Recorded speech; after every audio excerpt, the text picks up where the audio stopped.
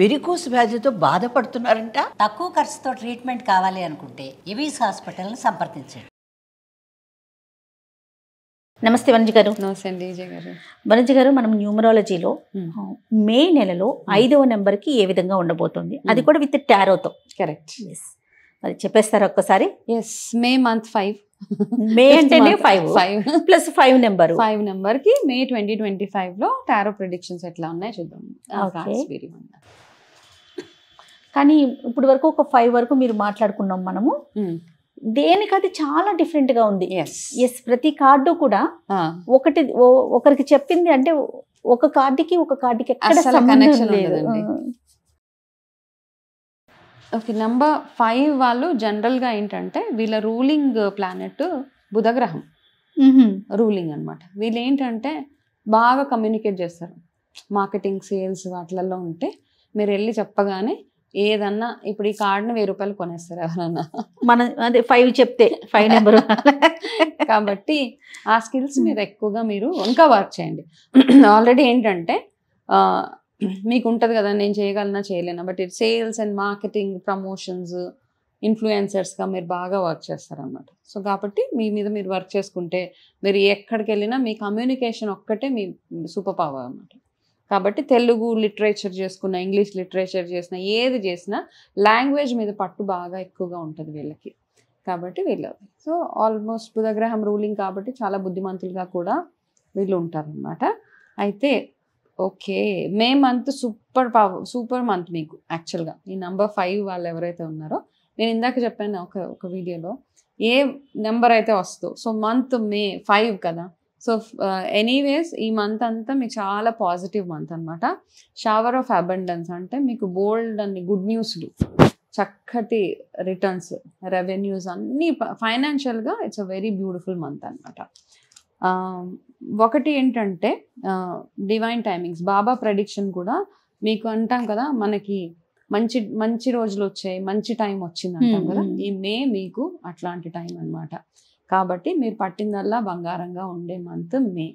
మీరు ఏదన్నా చేయండి, ఎనీథింగ్ గుడ్ థింగ్స్, మంచి పనులు ఏది మొదలు పెట్టినా సక్సెస్ఫుల్గా. కొత్త బిజినెస్ స్టార్ట్ చేయాలి, కొత్త ఇన్వెంచర్ స్టార్ట్ చేయాలి, కొత్త ఇంటి కోసం శంకుస్థాపన చేసుకోవాలి, ఎనీథింగ్, ఇంట్లో రెనోవేషన్స్ చేసుకోవాలి, ఎక్కడా ఆటంకం లేకుండా టకటక వెళ్ళిపోతాయి. అయితే స్టూడెంట్స్కి ఒక advice, concentration is very very important. ఎవరైతే ఎగ్జామ్స్కి ప్రిపేర్ నెక్స్ట్ లెవెల్, లైక్ ఇప్పుడు ఎంసెట్ ఇట్లాంటి ఎగ్జామ్స్కి ప్రిపేర్ అవుతూ ఉంటారు కదా, ఎంట్రన్స్ ఎగ్జామ్స్ ప్రిపేర్ అయ్యే వాళ్ళు కాన్సన్ట్రేట్ చేయండి. మీకు మీ 10th క్లాస్లో కానీ ఇంటర్లో కానీ 99% వచ్చినా ఓవర్ కాన్ఫిడెన్స్ పనికిరాదు స్టూడెంట్స్కి.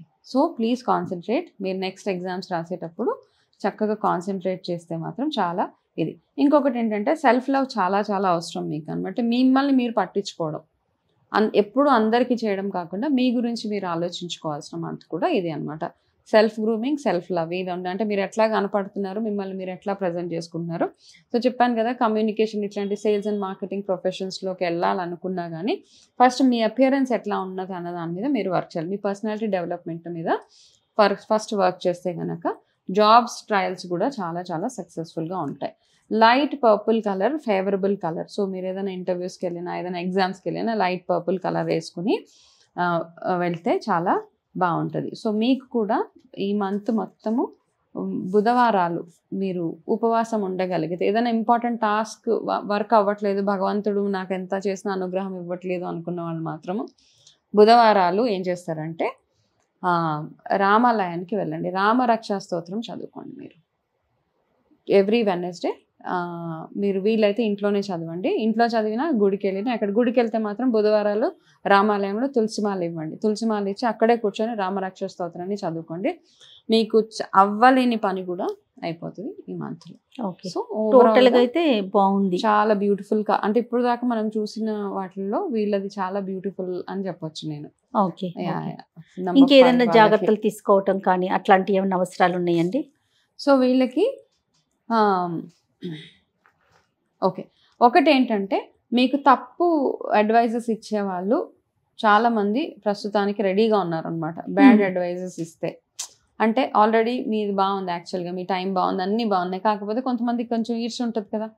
సో మిమ్మల్ని సైడ్ ట్రాక్ పట్టించే వాళ్ళు చాలా మంది ఉంటారు. సో ఏంటంటే కాబట్టి మీకు బాగా నమ్మకస్తులు ఎవరైతే ఉన్నారో వాళ్ళ వరకే మీ సీక్రెట్స్ని షేర్ చేయండి.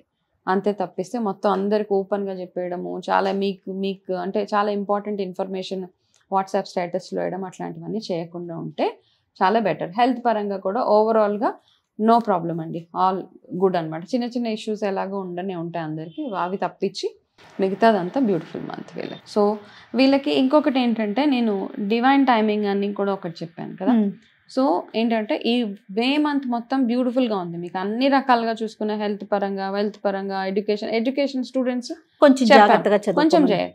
అయితే ఏంటంటే కొంతమంది విషయాలలో ఏంటంటే కొంచెం డిస్టర్బెన్సెస్ వచ్చే అవకాశాలు ఉన్నాయి. మీరు ఏదో చాలా ఒక దానికోసం చాలా వెయిట్ చేసి సడన్గా చేజారిపోయే అవకాశాలు కొంచెం ఉన్నాయి.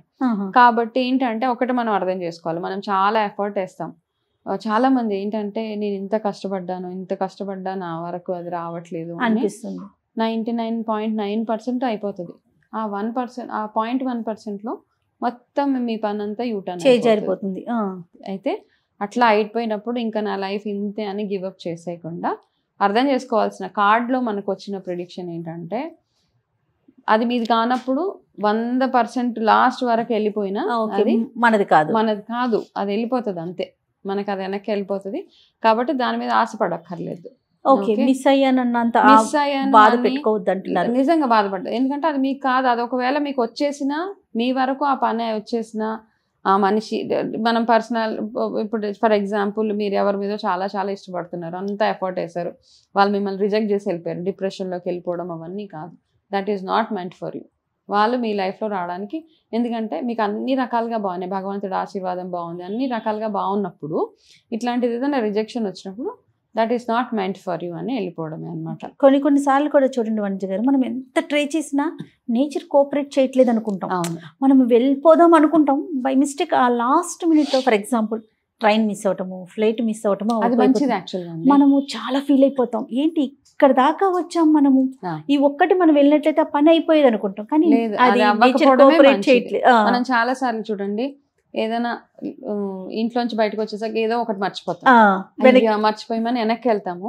ఆ వెనక్కి వెళ్ళడం చాలా మంది అంటారు, అయ్యో నేను వెనక్కి వెళ్ళిపోతే నాకు పని జరగదు. ఆ వెనక్కి వెళ్ళడము మనకి అది డివైన్ ప్లానింగ్ అనమాట. ఆ వెనక్కి వెళ్ళడమే చాలా బ్లెస్సింగ్ మీకు. ఆ వచ్చేసిన ఆ 2-3 minutesలో మనకు అయ్యే బ్యాడ్ ఏదైతే ఉందో అదంతా తప్పిపోతుంది అనమాట. నేను అట్లా చాలా మంది అంటారు, ఏంటి సిగ్గు లేదా, బుద్ధి లేదా, మర్చిపోయావు, అట్లా తిట్లు పర్లేదు, ఆ తిట్లు పడతాం మనం. నువ్వేంటి అంత మాత్రం గుర్తుపెట్టుగా ఎవరు తిట్టినా ఏం పట్టించుకోవద్దు, ఆ టైమింగ్ మనది కాదు. కాబట్టి మనం వెనక్కి వచ్చాం. సో మీరు కూడా అంతే. సో నేచర్ సపోర్ట్ చేయని దానికి మనం కూడా ఎక్కువగా ఇబ్బంది అంటే ఫీల్ అవ్వద్దు, అస్సలు లేదు. సో మీ ధర్మంగా మీరు ఏవైతే మంచి పనులు చేయాలో అవన్నీ చేసుకుంటూ వెళ్ళిపోతే మే మంత్ బ్యూటిఫుల్ మంత్ మీ అందరు. నెంబర్ 5 వాళ్ళకి మే మంత్ చాలా బాగుంది. మీ మంత్ ఇది అనమాట. May month is me month. Super right అండి. ఇంకొక నెంబర్తో మళ్ళీ కలుద్దాం. నమస్తే వనిజ గారు. అండి.